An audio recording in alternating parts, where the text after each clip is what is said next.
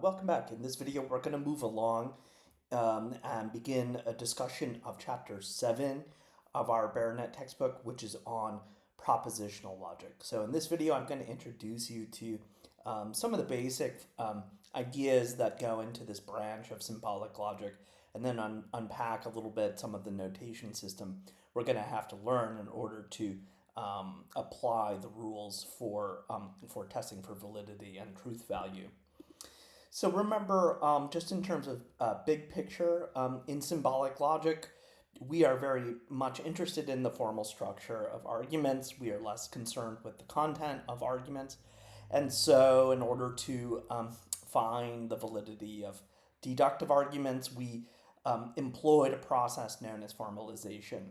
So formalization was just a way of, in a sense, reducing down lengthier content, ordinary sentences into essentially algebraic notes so that we can just look at the arrangement of the class terms. So formalization allowed us to look at validity a little bit more cleanly, as it were, because it's sort of easier to suspend truth judgment. It is easier to suspend judgment about the truth value of arguments if we're not thinking about the content at all, if we're just looking at the formal structure of the arguments. And so that's why, in addition to other reasons, we reduce content down to notes, to symbols.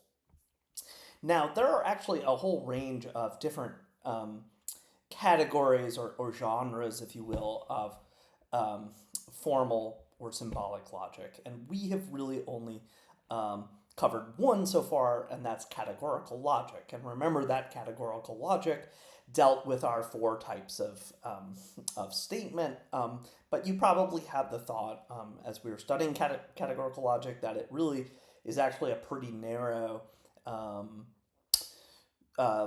usage in terms of the English language. Not all of our sentences take the form of universal affirmatives or universal negatives and so on and so forth. So really, actually categorical logic only covers a pretty small sliver of the language, as it were.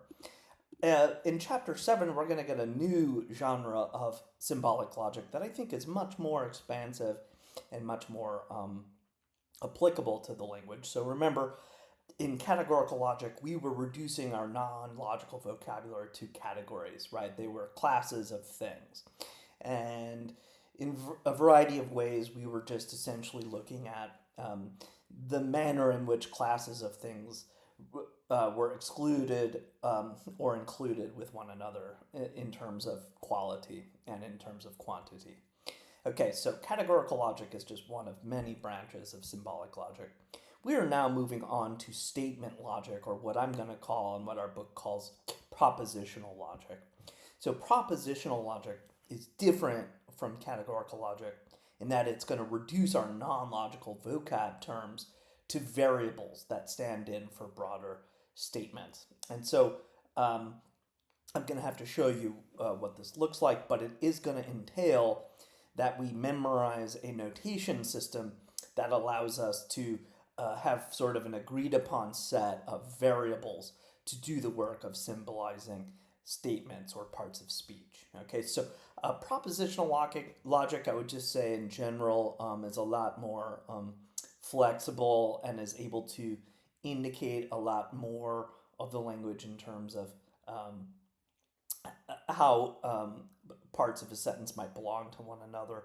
And then it's also going to have a wider range of application in terms of testing for truth value. Okay, so I actually prefer propositional logic quite a bit to categorical logic. And I think once you learn the notation system, you'll see why. Okay, a couple of points here to sort of look out for. These are just sort of things that we're going to be dealing with as we move into the grammar of propositional logic. So propositional logic is going to give us definitions of kind of conjunction terms, sentences like that contain words like and, or, if, and only if. Propositional logic really is going to refer to conjunctions. It brings together parts or simpler simpler statements into more complex compound sentences. That is what the type of logic is good for. It captures much more of ordinary language than is possible with categorical logic. Okay, so as I've been saying, I think it really does allow us to symbolically represent just a huge, a much greater swath of the English language than categorical logic ever can. The basic unit of propositional logic are known as statements. Okay, so statements are really like simple or complex sentences, unlike categorical logic, which dealt with classes of things, right?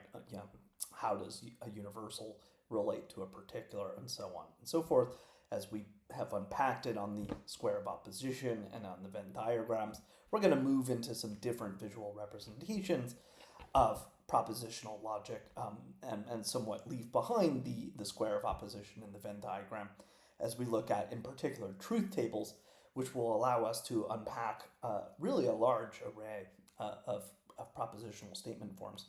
So unlike the categorical system, which had our four statements, right, A, E, I, and O statements, we have an unlimited number of complex statements in propositional logic. So that might sound scary and kind of daunting.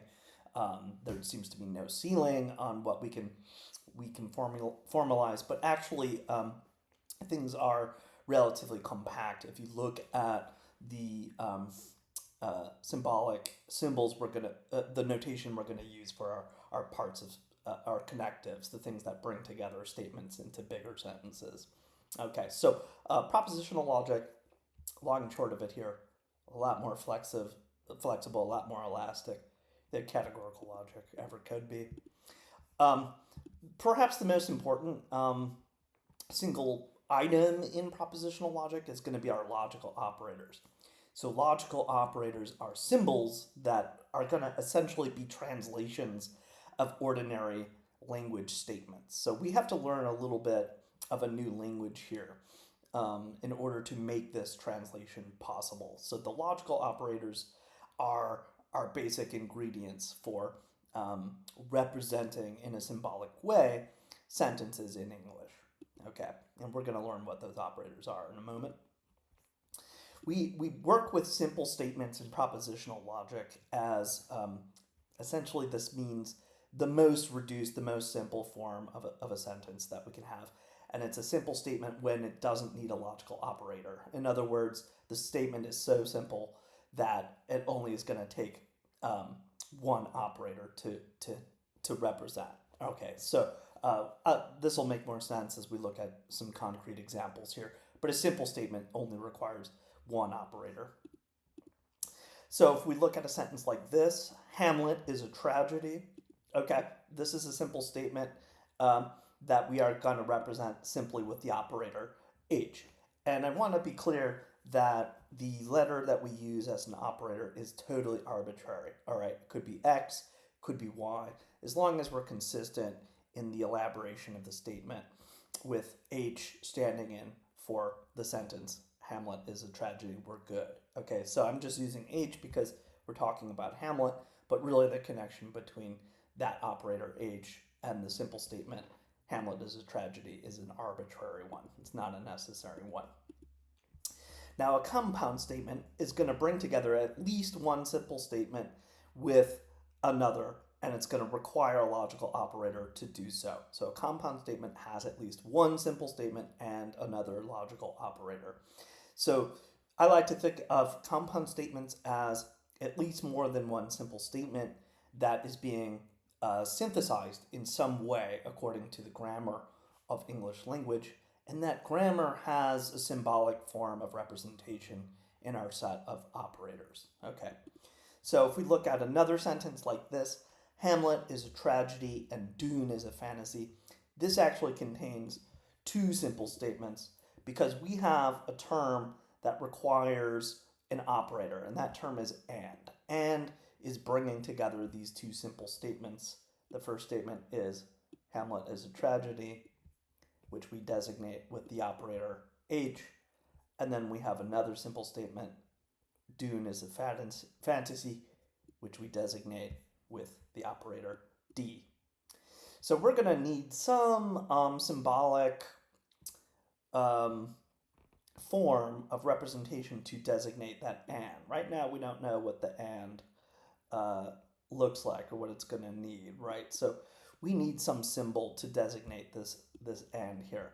But H and D is a way of formalizing the sentence, Hamlet is a tragedy and Dune is a fantasy. Okay? So we're going to have to learn how to translate those connectives in a way that is uh, um, sort of agreed upon by logicians as conventional. So there are 5 logical operators that we use to designate the connectives. So sometimes you'll see in the book the language of connectives standing in for logical operators. It means the same thing. It's the part of the sentence that is bringing together simple statements to form a compound statement. That words like and, words like or, these kind of connectives that synthesize simple statements into compound statements. In our version of propositional logic, there are 5 logical operators for you to really memorize and become able to apply in the formalization process.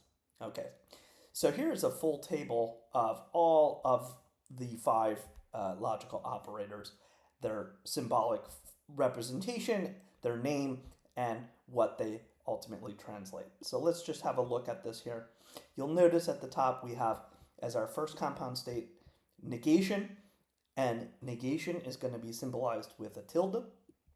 And negation, we now kind of have a sense already from categorical logic what it means. It stands for not, right? It is kind of opposing the content that follows it. So negation translates parts of speech that include not, it's not the case, negativity, right? So to negate is to change the truth value of the content that follows it. So we're going to use our tilde. It is located above the tab key, by the way, on most standard keyboards. So if you need to type it, you can locate the tilde above the tab key on the left. We then have conjunction, which is going to be designated or represented with a dot. It's not a period, it's actually a middle, it's a dot that sort of appears in the middle of the cursor. And the conjunction conjoins simple statements. It brings together through words like and, also, and moreover, simple statements into compound statements. Moving along here, we have what is known as a disjunction. A disjunction is going to use a V to symbolize the disjunction, and disjunction translates terms like or and unless. Usually parts of sentences that have clauses like either or is going to require that V to designate the disjunction. We then have a conditional, which is of course a big part of logic because it seems to belong to a lot of deductive style arguments. So the conditional is going to be represented with a horseshoe, and the horseshoe translates if and then or only if. Only if. Okay, and then last but not least, this is the rarest logical operator, but you still have to know it, is the biconditional. In the biconditional, we're going to use a triple bar to represent if and only if. So it's really 2 conditionals sort of synthesized together. Okay, so this is the table for all 5 operators. So if you want to return to our sentence here, if we have Hamlet is a tragedy and Dune is a fantasy, and we have agreed to reduce this simple statement down to H, we have our first operator in H, and then we have our second part, Dune is a fantasy, as D. We need that and to be translated, so we're going to use our dot for the conjunction, the part of speech that is and. So H dot D is a formal symbolic representation of the sentence, Hamlet is a tragedy and Dune is a fantasy. Okay? And again, the letters H and D are totally arbitrary here. I could have said A and B. That would have been a completely fine way of symbolically representing Hamlet is a tragedy and Dune is a fantasy, as long as we're consistent about that if we reuse it in subsequent complex sentences. Really, the key to the sentence is the dot, is the conjunction and. That is the operator that brings together the two parts of speech. So let's just look at negation in a little bit more detail. Our first operator, right? Negation deals with statements in which not, it is not the case, are used to deny the statement that follows them. So if I have a sentence like this, today is Tuesday, this is a simple statement, right? There's no connective here. There's no logical operator here. So I'm just going to use T to represent today as a Tuesday. T being Tuesday. Again, I could have picked A, C, whatever letter. It doesn't matter. There's no operator or connective here, so I don't need to notate it with our 5 logical operators. However, if we move on and try to negate the sentence with this kind of transformation, today is not Tuesday. Well, I gotta have tilde T as the designator. So note that the tilde, and we'll talk a little bit more about the order of the operators, has to come before the variable T. So this has the opposite value of T. Not T is really what we're referring to in the second sentence here.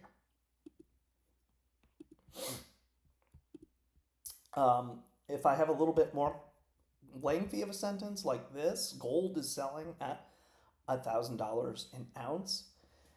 You might try to think for yourself how to represent this, and you'll notice that actually there is no connective in this sentence. So this is a simple statement again. Gold is selling at $1,000 an ounce. Only needs the single notation G. And I'm just using G to refer back to gold, but it could have been O for ounce, S for selling. There's an arbitrary usage here of the symbol or the variable. All that's important here is that there is no connective to designate with or to represent with a logical operator. However, if I want to negate that sentence, we have the negative here in red. It is not the case that gold is selling at $1,000 an ounce. So this has to require a tilde, once again, with G. So we're just holding on to our G here because this content is really the same as the previous sentence. It's just we've negated the meaning. So we have tilde G. And again, the tilde comes to the left of the G. So this is symbolically how you, in propositional logic, represent that negation.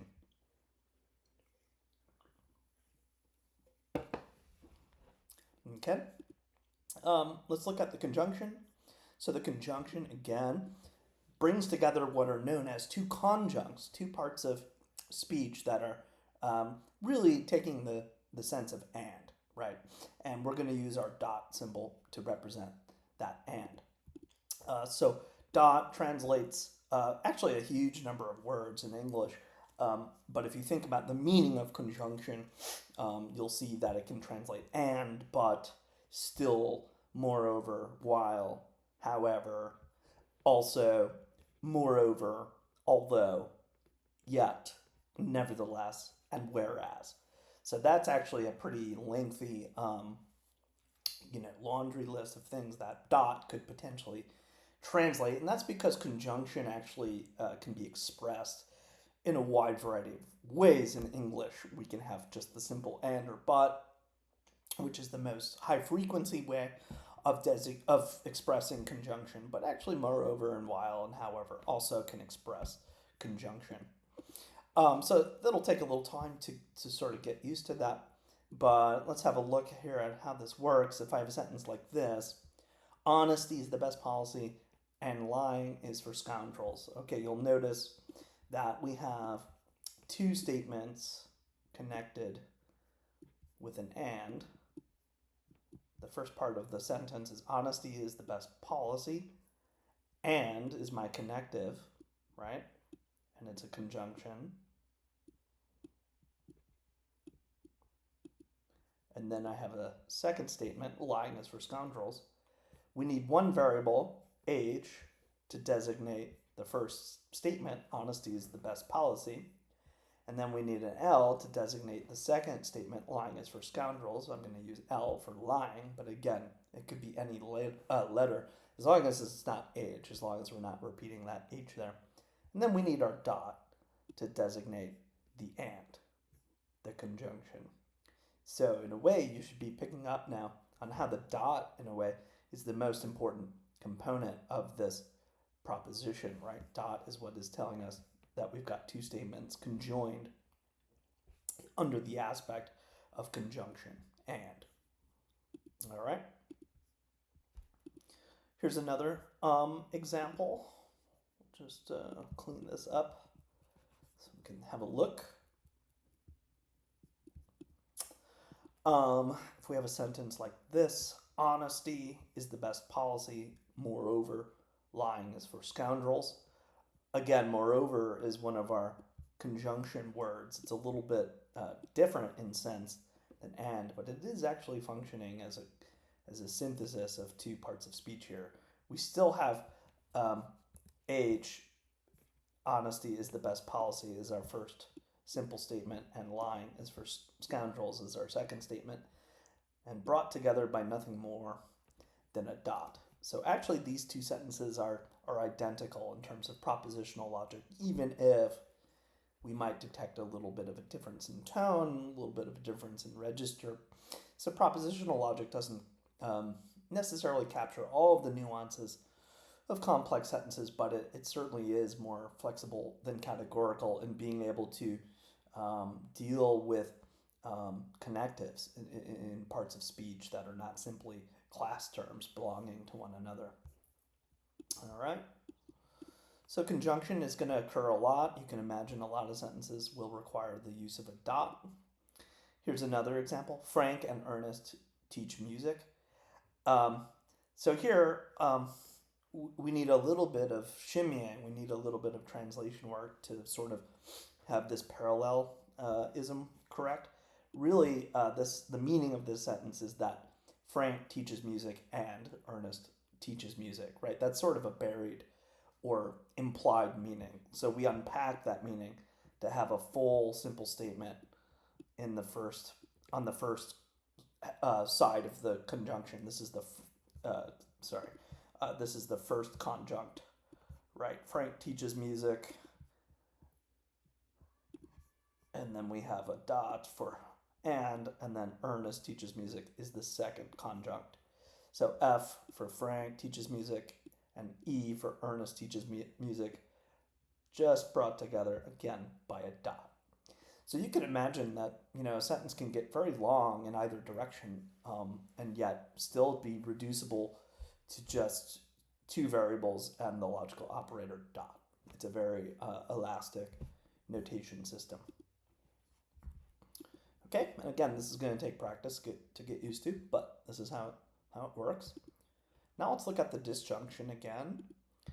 Again, disjunction is going to bring together, it's a compound statement that brings together two simple statements that are known as disjuncts. When a disjunction is operative, the two statements are disjuncts. And it's the wedge symbol or the V that brings together the complex statement into a disjunction. So wedge translates things like or, unless, otherwise, and either or. It has this sense of this or that, right? That we use quite a lot in English. So if we have a sentence like this, Paris is the city of lights, or Big Ben is in London. Sort of an odd sentence, actually, but if we kind of get analytical about it, we can see that Paris is the city of big lights is a disjunct, right? So this is disjunct 1.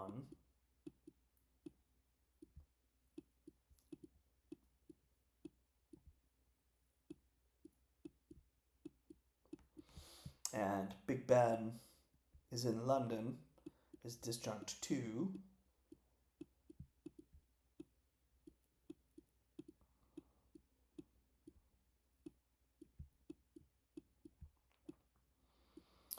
So I'm going to use P to represent disjunct 1.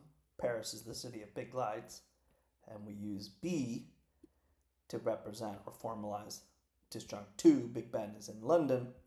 And then we've got our or, which needs the logical operator wedge with a V.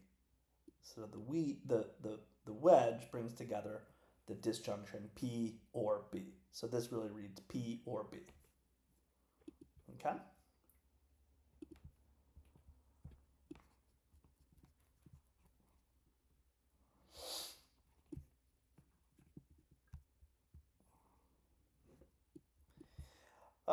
So if we move on here, get another example. She is either a Pisces or a Scorpio. So again, there's kind of an implied parallelism here where it's really meaning she is either a Pisces or she is a Scorpio. Now, we need different variables here to differentiate the disjuncts, right? So we can't have two S's, right, as though it represents she, because we have different disjuncts with different senses here. So we have in the first half, the first side of the or, our first disjunct, right? This is number 1, and we're going to use P because Pisces to designate that disjunct, and then we have she is a Scorpio really as the second disjunct, and we're going to use S because Scorpio, and then we have an or, so we know it's disjunction, so that's our operator, and we have V. Either P or S is what this sentence is reducible to. Here's another one. Unless it rains today, we will go swimming.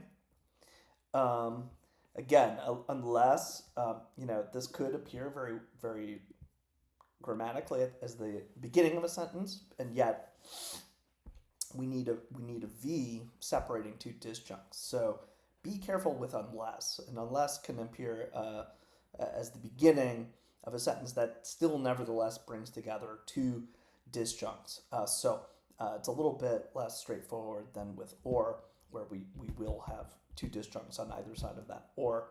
But unless it rains today, we will go swimming is in fact bringing together the disjunct it rains today as like an option, right? And then the second option is we will go swimming. So that's our second disjunct. So R for rains and then S for swimming. These are kind of the options. It's sort of saying either raining today or swimming.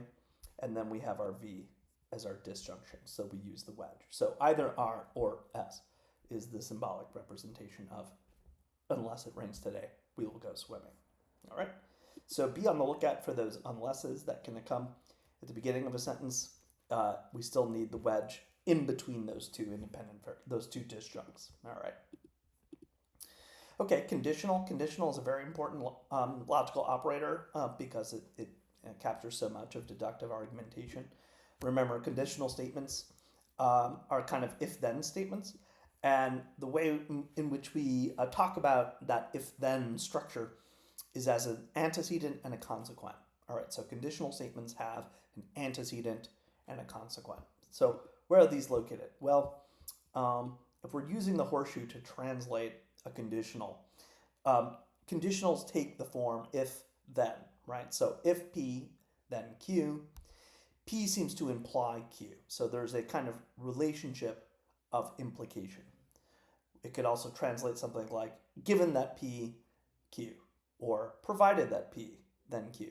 So notice not always in English are we saying if P, then Q. We could be sort of tweaking the sense of a conditional statement with language like provided that or given that. But in that case, we have to sort of be careful of where it is we're placing our horseshoe, right? So the antecedent is always in a propositional statement that is a conditional, the part of the sentence coming before the horseshoe. The antecedent is the necessary condition that is coming after if in the part of speech that needs translation. So antecedent comes before the horseshoe. It's the part of speech that comes after if. And the consequent is the statement that is always coming after the horseshoe. It's the part of speech that occurs after that. It's the consequent. It is what has been affected or what is unfolded throughout the relationship of if and then. So if we have a sentence like this, if you wash the car, then you can go to the movies. We are going to translate the antecedent with a W because it's referred to wash your car. So the W is really the antecedent here. And then we have M as the consequent. This part of speech goes on the right side of the horseshoe. This is the consequent. And then we have our conditional as the part separating antecedent from consequent. So if you wash the car, then you can go to the movies. Gets formalized as if W, then M. If W, then M. Okay. If you can go to the movies, if you can go to the movies if you wash the car. Okay. If we have an if after a clause, we still have to, in a sense, preserve the correct relationship of antecedent to consequent. This sentence is still saying if W then M, because the wash the car part is the necessary condition for the sufficient condition you go to the movies, right? We still need to translate the part coming after if as W and the part before it as the consequent with M. So don't just sort of follow the first part of speech, if and then, and translate. Be kind of wary of the meaning of the sentence in terms of antecedent and consequent. Okay, this will take practice to get used to. If we have if from only if statements, we need a principle to distinguish them. So if precedes the antecedent, right? We just sort of saw that in the last example. And only if has to precede the consequent. Okay, so if we have a sentence like this, if you live in New Jersey, then you live in the US, we will use N as the antecedent and U for US as the consequent. So if N, then U is the formalization of this sentence. But if we have a sentence that, is going to use an only if, we might have to mix the order up a little bit. So again, this part of the sentence is the antecedent, which is the sufficient condition. And then we have the consequent or the necessary condition. So remember, this sentence does have a kind of an argumentative structure, right? My living in New Jersey is a sufficient condition that I then live in the United States, right? And that just kind of logically follows. Whoops. However, if we have something like this, if you look at the bottom, you live in New Jersey only if you live in the US.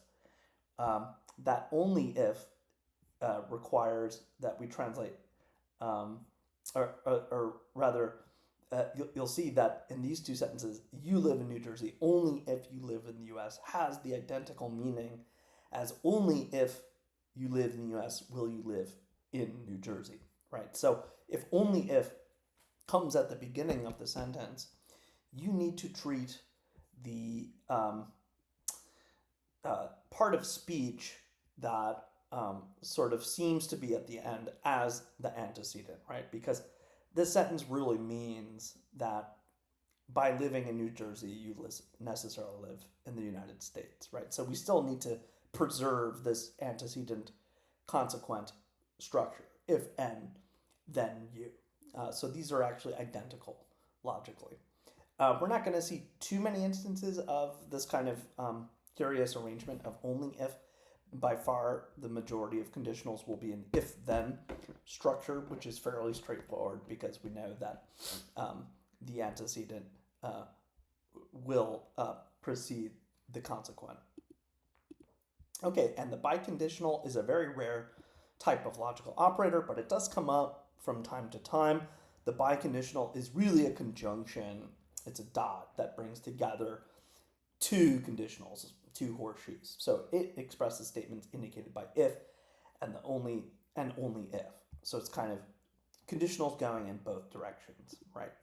So again, we use the triple bar to designate the biconditional statement. If we have a sentence like this, if you eat your spinach, then you get ice cream. and you get ice cream only if you eat your spinach. These sentences tend to be kind of redundant and convoluted. That's why they're rare, but they do have a slightly different sense than just a straightforward conditional.